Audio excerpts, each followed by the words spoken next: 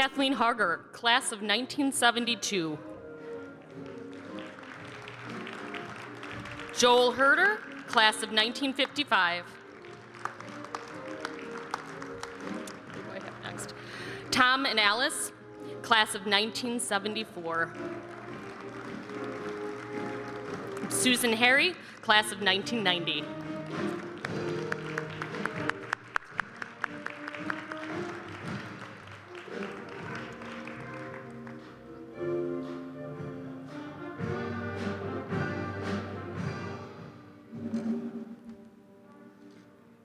I am proud to present the York Distinguished Alumni Class of 2019.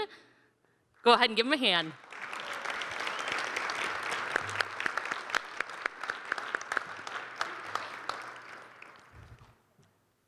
And I want to offer a thank you to our student musicians. You were wonderful this evening. Thank you.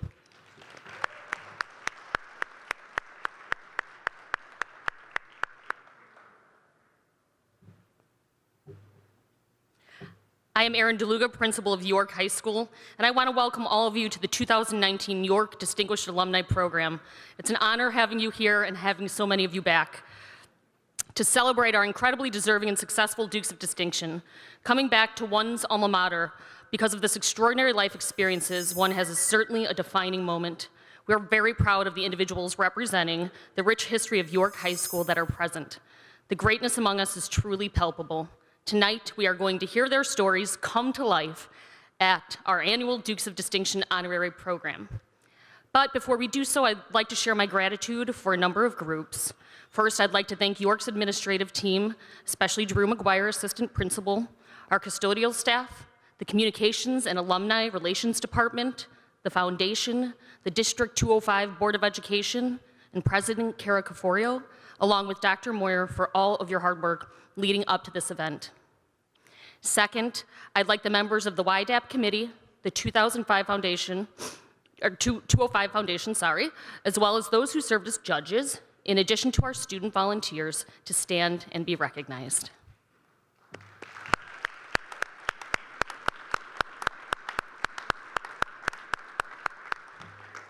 Your hard work and commitment does not go unnoticed.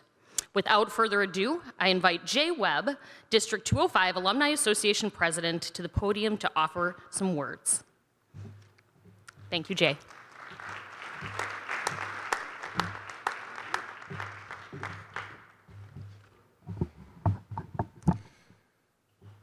Good evening. It's my pleasure to welcome you to the 6th Annual York Distinguished Alumni Program. Congratulations to the 6 who are being honored here tonight as our 2019 Dukes of Distinction Award recipients. They represent classes of 3 decades. Congratulations. As president of the York High School Alumni Association, on behalf of all our members, I want to thank all the groups that Erin mentioned for their help in putting this all together. We really appreciate each of you and your staffs for your dedication, commitment, and long hours that you've invested in making this evening possible. As you take into this evening's event, we'd like to invite all the York alumni and supporters to join the Alumni Association by visiting our website at www.elmhurst205.org/alumni. The membership is free. Benefits will include the ability to participate in all association events throughout the year, receiving a newsletter and updates and information on your fellow alumni. While the membership is free, the Alumni Association is privately funded, raises money through merchandise sales, donations, and fundraising events. Do not forget to stop by the table in the Commons to pick up some of your York alumni gear. Finally, please consider attending one of the monthly meetings held at the District 205 Administrative Center at 162 South York. Your attendance and participation would be greatly welcomed. And now, if you please, like to reintroduce Erin and give her a big applause. She's the Master of Ceremonies tonight, and have her come up here. But before she officially kicks off the program, the York Community High School Alumni Association would like to present her with a check for $1,000 pending District Board of Education approval to support and defray the costs of York's journalism students who will be attending the 2019 JEA NSPA National High School Journalism Convention in Washington, D.C. later this month. This is a great opportunity for the students to attend sessions on student newspapers, broadcast, and yearbook production, all taught by experienced and award-winning journalists, photographers, and as well gives them a chance to earn national recognition. I'd like to present the check. So just a little check here.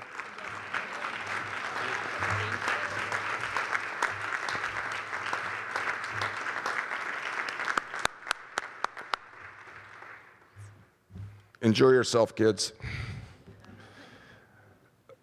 Thank you, Principal DeLuga, for allowing us the opportunity to help these students become future ready. And now, without any further delay, I turn the podium back over to Erin for this special evening. Thank you. Thank you so much, Jay. What an honor for us and for our students. We're so excited. I now have the privilege of turning over the mic and podium to Dr. Moyer, Superintendent of District 205.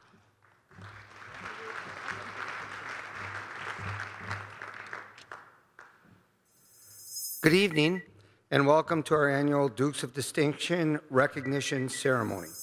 I would like to begin by congratulating our distinguished alumni and welcoming you and your families to York High School. If you've not been back to the school for a while, you will notice some changes, including this commons area, which was one of the spaces renovated as a part of the 2000 referendum project. Thanks to the generous support of the D205 community, the district passed a $168.5 million referendum a year ago yesterday, and will be able to upgrade many additional learning spaces across the district, including plans for a new Lincoln and Field School. Thanks to our community for its continued support of public education in Elmhurst. I would also like to thank our Alumni Association Communications Department and York Administration for their work in organizing this event. One of the highlights of the program is the day you will spend tomorrow with our wonderful students at York High School. There are a lot of exciting things you will see and hear about tomorrow as we move along on our journey as a national leader in future-ready learning, including our new blended learning classes, our Project Lead the Way program, and manufacturing pathway. One of the most exciting of these is our Business Incubator program.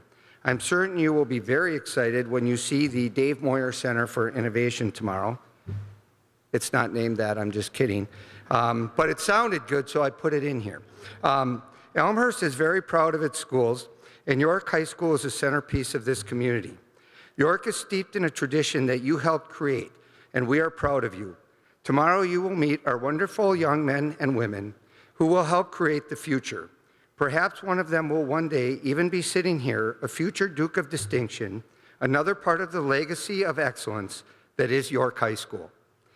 At this time, I'd like to introduce Board President Kara Caforio, who will say a few words and introduce some of the board members who are in attendance tonight. Thank you very much.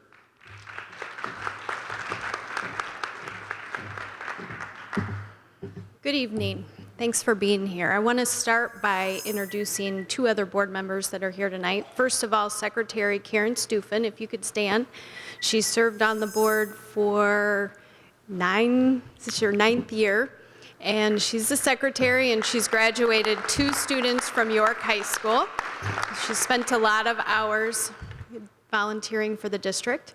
And also here tonight is former board president and longtime board member Jim Collins. If he could stand, he's served for a decade on the board. He is also a York alum, class of 1976. He has 1 daughter who's a York alum and one who is a current York student. And if you are going to be here tomorrow for the luncheon, he will be there to tell stories with you and reminisce about what it used to be like. So our other board members weren't able to make it tonight. So on behalf of the entire board, I'd like to welcome you back to York High School. We, as a board, are made up of York alumni, spouses of York alumni. I personally married into York, I say. Parents of York alumni and parents of future York alumni. And we are so grateful to have the opportunity to honor the achievements and contributions you have made to the world as an alum of York High School. So York High School, this place that was your home away from home for 4 years of your life. A place where excellence was nurtured, a place where traditions were strong, and a place where legacy was respected. So excellence, tradition, and legacy. So first, excellence. Approximately 2,800 students, York students, enter this building each and every day. These York Dukes regularly represent our school in state and national competitions. They create beautiful pieces of art, music, and theater. They exhibit character and athleticism on our fields and on our courts. They participate in clubs and organizations that both serve and include others, all while exhibiting a strong commitment to academics. This week, York High School inducted over 200 students into its National Honor Society. These students joined hundreds of current and past students who worked to exhibit the pillars of character, scholarship, service, and leadership in order to become a member of this prestigious national organization. By my rough calculation, that's a few thousand hours of community service completed by our students, in addition to the studying, leading, and exhibiting of strong character. Excellence exemplified. Number 2, tradition. The building you are sitting in tonight might feel familiar, but it most likely looks a little different than the building you attended as a young high school student. There is now a pool, complete with kayaks. There is still a courtyard, although the grass is no longer here, and as my husband would say, you can use it more than 2 days a year, as was with the prior courtyard. There is no more Latin class, but there is Chinese. There is still a homecoming dance, but the music is no longer on a record, or a tape, or a CD. There are lots and lots of gyms for lots and lots of athletic teams. In fact, approximately 30 boys and girls athletic team sports. There is still an auditorium, and don't worry, that still looks the same. There are still clubs and organizations, approximately 50, which might be more or less than when you were here as a student. There is a student-run restaurant, a manufacturing lab, and now a business incubator, but still not enough parking. Most importantly, there is still a strong commitment to community service. Almost every team, club, and organization reaches out to serve the community in some way. So while the building and the offerings for our students have changed over the years, the incredible generosity of our community continues to provide our students with opportunities for a strong foundation above and beyond traditional academics as they prepare for the next chapter in their lives. Traditions continued. Lastly, legacy. The walls throughout the halls of York High School tell the story of the students who have walked there before. As you sit here tonight, you may wonder if those walking the halls today listen to the stories that they are building upon. In this year's printed graduation program, a 2019 graduate wrote, "Good is never meant to be contained. It is destined to spread when better exists on the horizon, and to do that, it often means breaking away from the very place that fostered so much good in all of us. Now is our time to trickle out into the world and to make it our own, to achieve the better in us all without forgetting the good that we came from. I want this place, this moment, these people to be the foundation that serves as an avenue for what's in store. This is our York now. And by walking across the stage today, we formed a single commonality that will stay a part of who we are for decades to come. Right now, we become the good that we'll look back on with a smile as we continue to seek the better.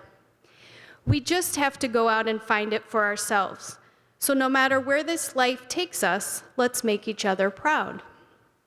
Yes, the stories matter as the long green line of graduates continues each and every year and builds upon the foundation of what came before them.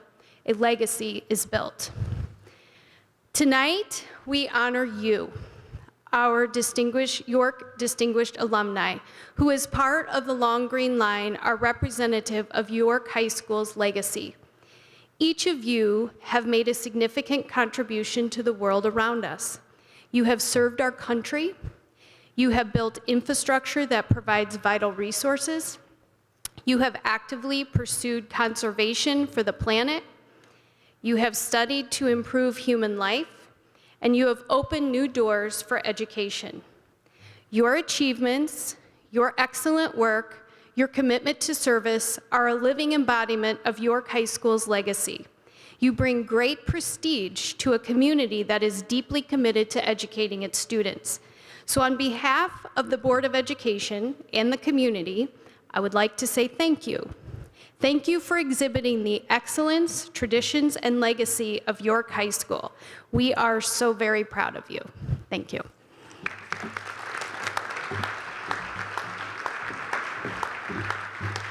Thank you, Kara Caforio. Just beautiful words shared. We're going to call up our first honorees, Thomas and Alice Ballent, class of 1974. The alumni couple first met at Northern Illinois University, both graduating in 1978. Alice went on to a successful career in sales and marketing, and Thomas pursued his master's degree and a career in finance. In 1992, they learned that their son, Adam, had a profound hearing loss. In 1995, they became involved with a small group of other parents and the director of deaf education at Central Institute for the Deaf in St. Louis. In early 1996, with seed funding from a foundation, they were able to open the first oral school for hearing impaired children in the Chicago area. Please welcome Thomas and Alice.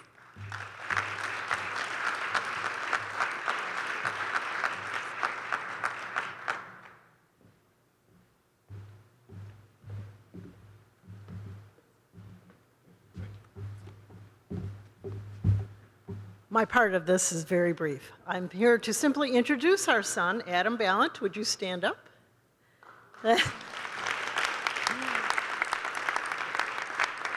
He was more or less the catalyst to what we did. And Tom? Thank you, Alice. Alice and I put these words together, but she's letting me deliver the message tonight, so thank you, Alice. First, I want to start out by saying good evening and thank you to the Distinguished Alumni Selection Committee.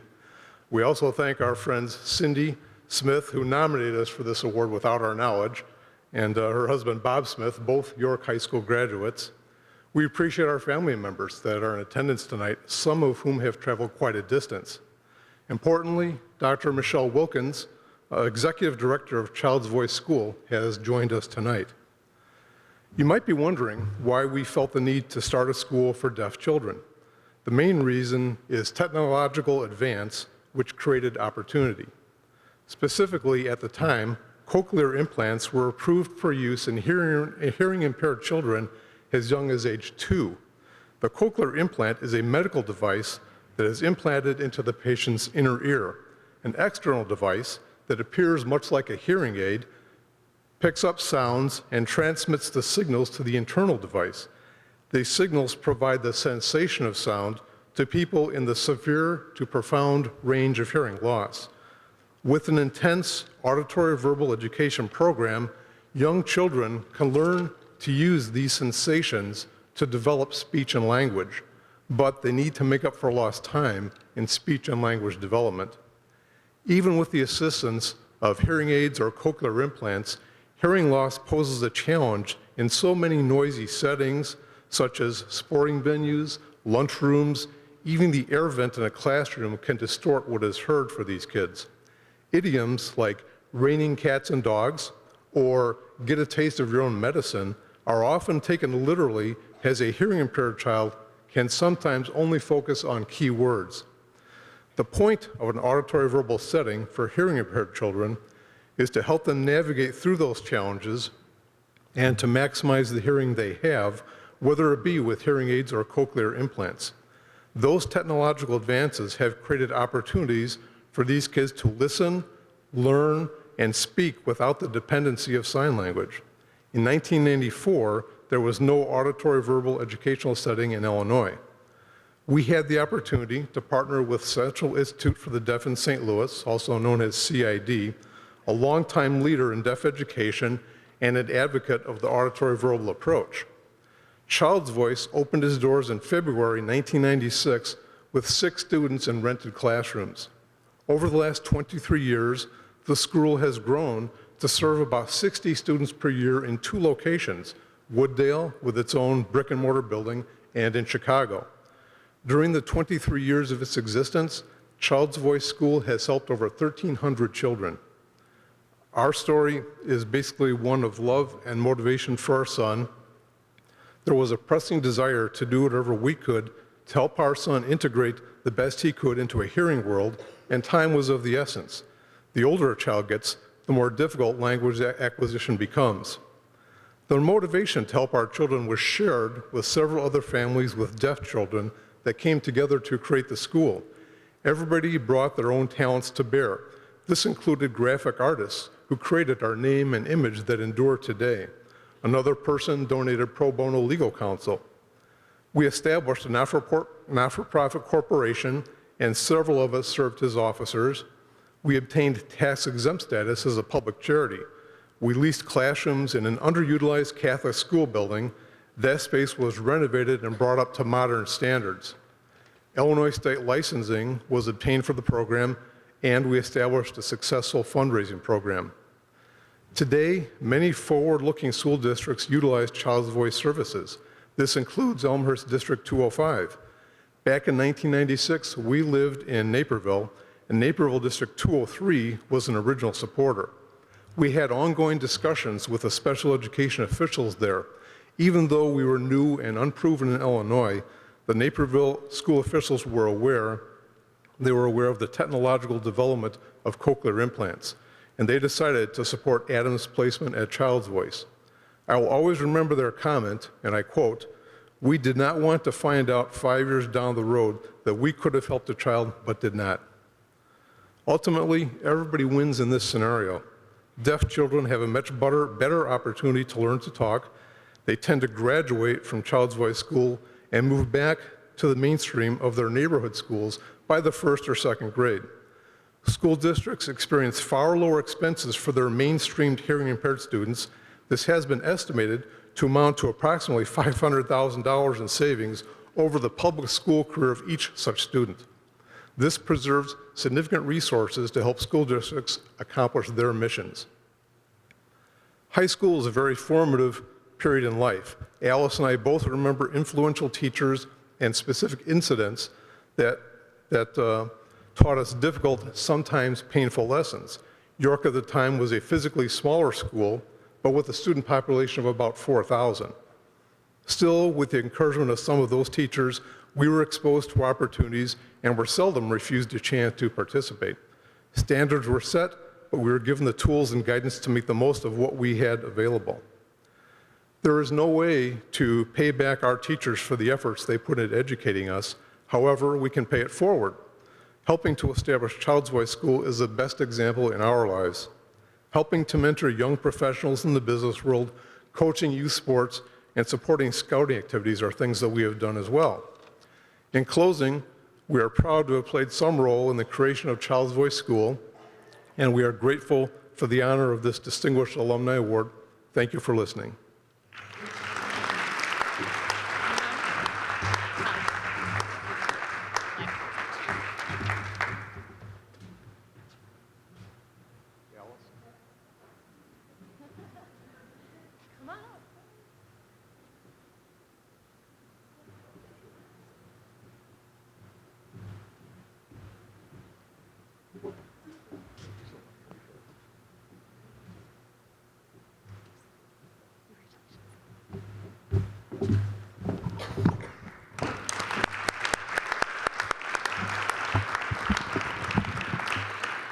our second honoree is Kathleen Harger, class of 1972. Come on up. Kathleen graduated from the University of Illinois, go U of I, in 1976, where she was commissioned as an ensign from the Naval Reserve Officers Training Corps. She then served 25 years in the Navy, retiring in 2002 as captain.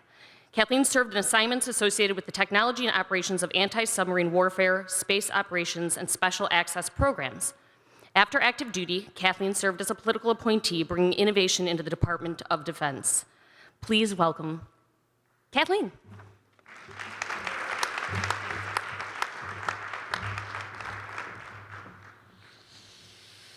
Good evening, everyone.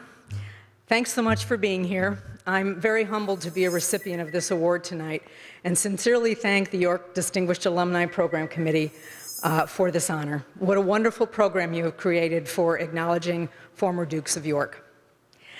First, I got to tell you that of all the public speaking I've done over the years, as a naval officer, as a government executive, and even as a CEO of a startup company that I founded, this one is the most daunting and nerve-wracking.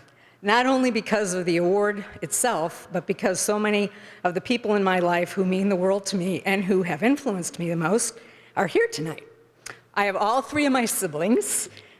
We have Jim, class of 73, Jill, class of 76, Gail, class of 79, and my very best friend who nominated me for this award, and I will kill her one of these days for doing this,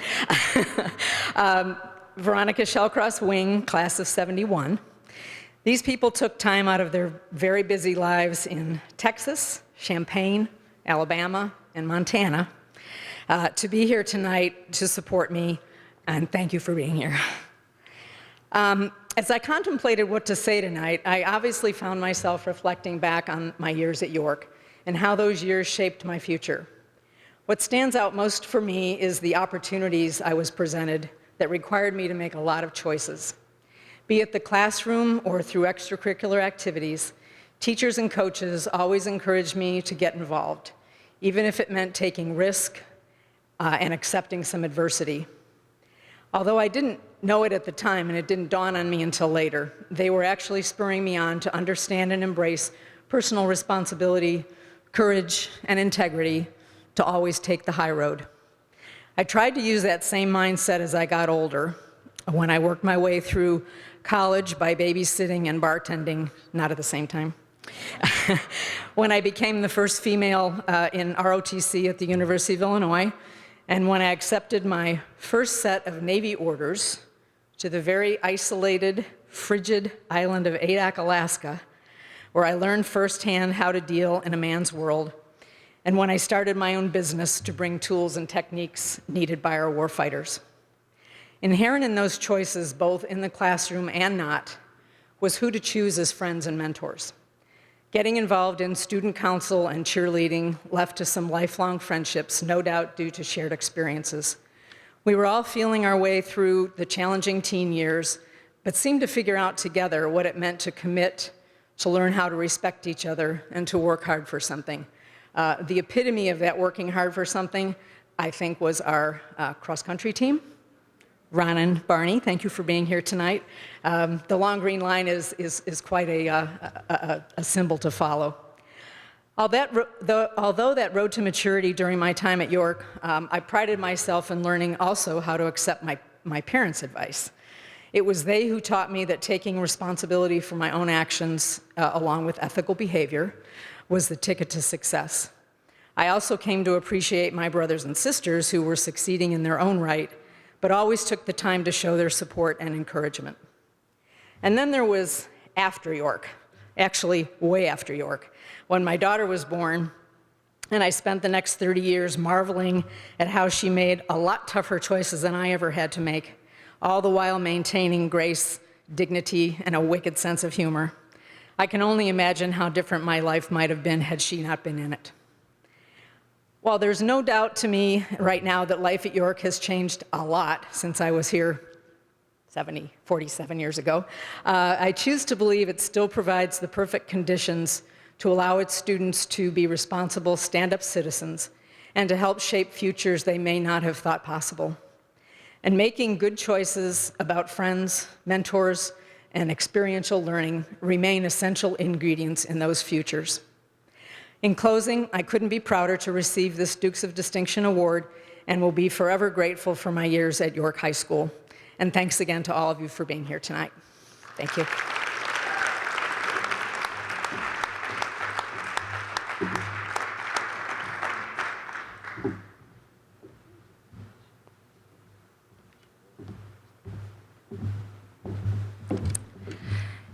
Next, we will honor Susan Harry, class of 1990.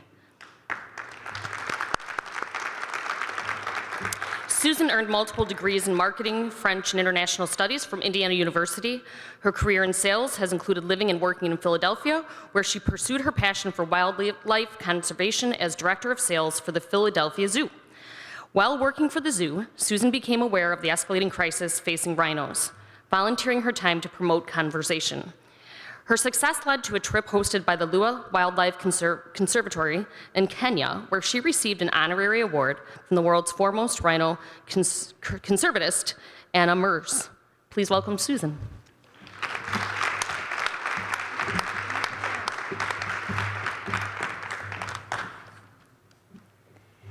Thank you to York High School and to everyone in the Alumni Association for this wonderful honor. I really would never have thought that doing something that I love would have me up on the stage this evening. I would also like to thank Jenna Ernst and everyone who helped put together such a beautiful evening. All the lights and just the environment and seeing York High School after so many years, it's just beautiful. Like I'm talking about it with my friend Laura here. We're both graduates of the same year together, and we're like, oh my gosh, it's so different. And it's just so nice to be back. Thank you. I'd like to thank Gail Sopran for nominating me for this award. And I'd also like to thank my friends who are here this evening, as you've supported me through all of the years. And lastly, I'd like to thank my husband, Dan, because he supported me in making that change and making that decision to pursue my passion for wildlife conservation. And he's let me volunteer a lot of time to do this, and also a lot of documentaries at home from National Geographic, Discovery Channel, you name it. It's on our television quite regularly, so thank you. This evening, during the reception, talking to my other graduates, I really realized I'm standing amongst some amazing individuals, and I'm very humbled to be receiving this award. Looking back in preparation for this evening, one of the things that comes to mind is my parents. And when you look at all of the places in the Chicagoland area that they could have chosen to live, they chose Elmhurst. And if you were to ask them why they chose Elmhurst, they would tell you it was for the school system, and they would proudly tell you it was because this is where they wanted to raise their 3 children. And my mom was also a graduate of York High School, so she knew how wonderful the school system was, and she was so proud to have all 3 of us graduate from York. My journey started when we relocated to Philadelphia, and I'd had a career in sales, and I decided that I wanted to create pause. After having volunteered at the Lincoln Park Zoo, I had this void where I thought, I really want to be doing more and giving more back in the space of wildlife conservation. And I was very fortunate to receive the opportunity to work at the Philadelphia Zoo, and I never imagined how that career change would make such a change in my life. While I was working there, I met the rhino keeper, and she shared with me how once there was 100 species of rhinos, and today there's only 5 remaining species. And 3 of these species are critically endangered. And what that means is that they are on the brink of extinction, and they could be gone in our lifetime. And I had no idea the magnitude of the plight of the rhino, and it was truly in that moment that I decided I wanted to be part of this larger collective movement to raise monies, to support this beautiful animal that's misunderstood. Because in Africa, the rhino is a symbol of conservation, just as the bald eagle is the symbol of freedom in the United States. And I couldn't imagine, after having been here for over 50 million years, a species could go extinct so quickly. And then going to Lewa Wildlife Conservancy, as Erin had shared, it was just incredible. The magnitude of work that they have in place to protect this rhino is unreal. The things that they're doing is they're partnering with the community, They're building schools to provide education for the children as well as food each and every day. They have a 24/7 security team that is putting their life at risk from these poachers that are trying to come onto the property to kill these rhinos. But not only are they protecting the rhino species, but they're also protecting all of the other animals that cohabitate with them. So for example, the elephants, the leopard, the cheetahs, it's incredible. And I can stand up here today and say that the work is showing results. In the past 6 years, there have been 0 poachings at Lewa, and that wasn't the case when I first started. So it's just beautiful to see that this collective effort is actually producing change and hopefully conservation for the rhinos for the future. I look forward to doing this work for many years to come, and I'm so happy to be a part of the effort. I'm very proud to be a York graduate. I credit not only the high school, but the entire school district for building my foundation. And to all of the teachers who are here this evening in the room, I just want to say thank you and do inspire the future, and to all of the teachers who helped me along the way. And thank you again for this incredible award.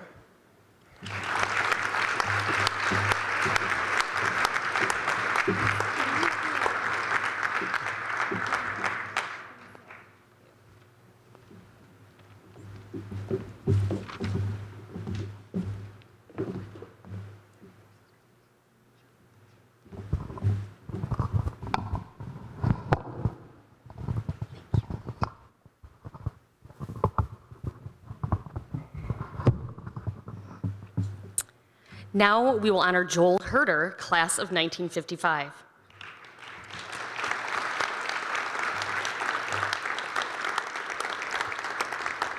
Joel firmly believes that York High School prepared him to be life ready, and I love that. After graduating from Elmhurst College in the military, Joel began an accounting career. His firm blossomed into the largest independent CPA firm in DuPage County. Retiring in 2014, his community service also made a mark countywide. As board chairman of Elmhurst Memorial Hospital, the new hospital was built for $450 million, and while leading the DuPage Water Commission, the DuPage system, a $500 million project, was built bringing Lake Michigan water to DuPage County, the largest public water project of its kind at the time. Pretty extraordinary. Please welcome Joel.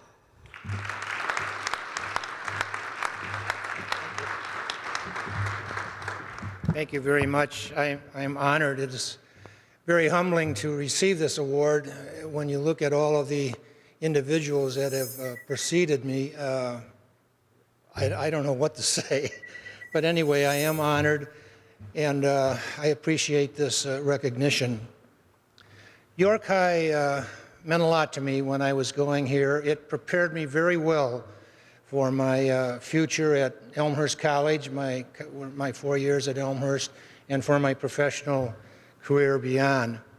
And before I go any further, I should also say thank you to my good friend Lee Daniels, who submitted my name for this award. Thank you, Lee.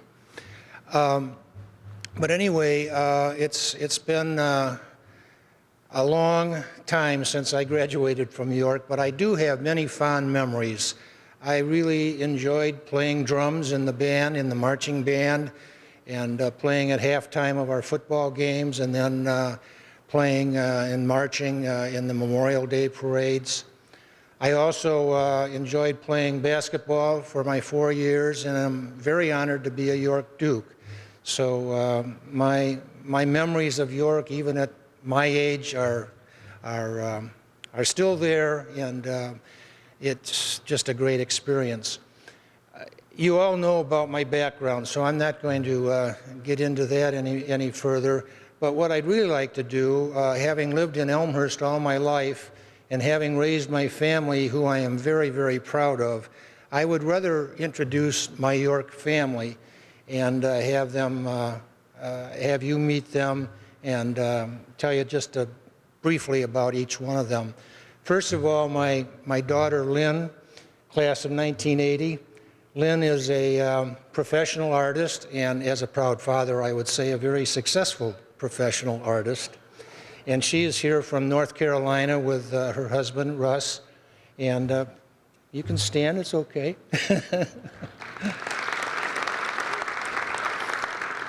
They have two children who are also York graduates. Callie is a special ed teacher out in Brevard, North Carolina, and her brother Chris received his master's degree last year and is now working in business in Atlanta, Georgia. So obviously they couldn't be here this evening, but we also have my daughter Lisa here, class of 1982. Lisa. and her husband Phil, class of 1972. He was a cross-country runner for our legendary coach Joe Newton. So Phil. Our youngest daughter, Missy, is with her husband right now celebrating their 20th anniversary down in Key West, Florida. So obviously, I think they'd rather be there than here. But their two children are here. And Ella is a senior at York. And she, you can stand up, it's fine. Ella was named to the National Honor Society last year. We're very proud of that. And she has also been very active in the program here at York, working with the special needs students. So she's been very, very active. Her brother Ryan is also here with us this evening, and he's a freshman. And last year at Bryan Middle School, he did very well in the hurdles. And so this year now he is getting ready to try out for the York track team, and I'm sure he's going to do real well. So, last but certainly not least is my wife Nancy, the solid rock of our family.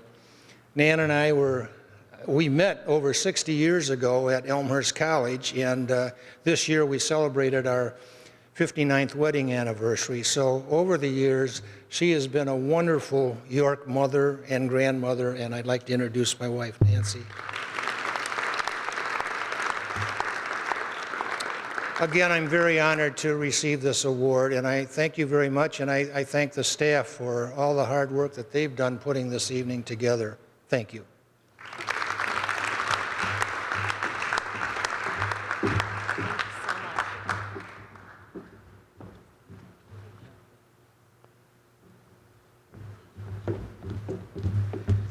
What a wonderful family legacy. Finally, but not in attendance, is our last honoree, Laura Orvidas, class of 1978. Since beginning her career as a doctor of pediatric otolaryngology, Laura has distinguished herself as someone of great knowledge and dedication to her profession. Although she did not attend a prestigious undergraduate college or medical school, she worked to land an internship and residency program at the world-renowned Mayo Clinic. Laura asked that I share the following statement on her behalf. I'd like to thank everyone involved in nominating me for the Dukes of Distinction Award. I'm disappointed that I'm unable to be there, but wanted to express my gratitude for being recognized by York High School and my family. I also wish to thank my family, especially my sister Sharon Brosnan, class of 1980, for nominating me, and my husband Mark, who stood with me through all these years. Good luck to all of you, and know you should always follow your dreams. So please give Laura a hand.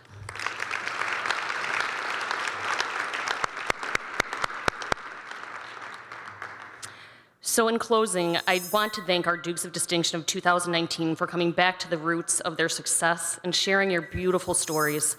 We are an institution founded on excellence, commitment, and extraordinary success. We are so excited that our Dukes of Distinction will visit with our classes and our students tomorrow to continue igniting passion, relevance, rigor, and commitment with our current students at York. You will undoubtedly change the trajectory of our students' lives with your unique and compelling, life-changing stories. Thank you, 2019 Dukes of Distinction, for being such amazing role models to our kids, and many of our students sitting here will most likely return in years to come to receive a similar honor. So congratulations again, and go Dukes.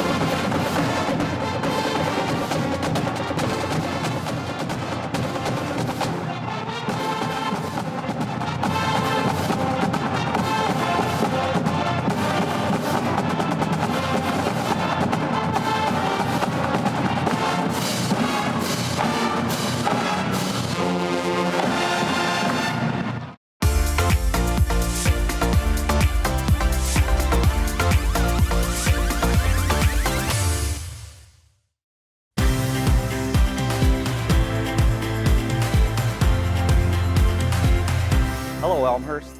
I'm Lieutenant Jeff Hayes with the Elmhurst Fire Department. The threat of winter fires is real. Here are some winter fire facts. Over 900 people die in winter home fires each year. Over $2 billion in property loss occurs from winter home fires annually. 67% of winter fires occur in 1- and 2-family homes. Cooking is the leading cause of winter home fires. Between 5 and 8 p.m. is the most common time for winter home fires. Half of all heating fires occur in the months of December, January, and February. Heating equipment is involved in 1 of every 6 reported home fires and 1 in every home fire deaths. Be sure to pay attention to these details that can help prevent a winter fire. Install carbon monoxide alarms and test at least once a month. Have a qualified professional clean and inspect your chimney and furnace every year. Store cooled ashes in tightly covered metal containers and keep it outside at least 10 feet from your home and nearby buildings. Plug only one heat-producing appliance into an outlet at a time.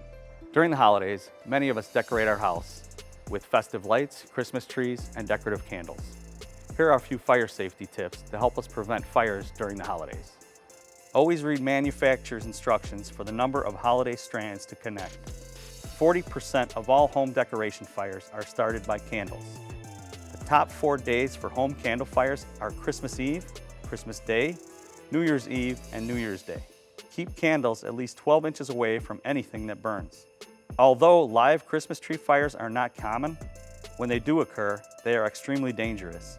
On average, 1 of every 34 reported home Christmas tree fires resulted in death. A heat source too close to the Christmas tree causes 1 of every 4 of the fires. Make sure your tree is at least 3 feet away from heat sources like fireplaces, radiators, space heaters, candles, or heat vents. Also, make sure your tree does not block any exits. Get rid of your tree after Christmas or when it is dry. When a light sparks on a Christmas tree, the tree and house will set fire quickly. A wreath is located at both of our fire stations. Each time we're called to a home for a holiday-related fire, we remove one of the red bulbs and replace it with a white one. Please help us keep this wreath red. But most importantly, you, your home, and your family safe this winter by following these fire prevention tips. From all of us at the Elmhurst Fire Department, happy holidays and stay safe, Elmhurst.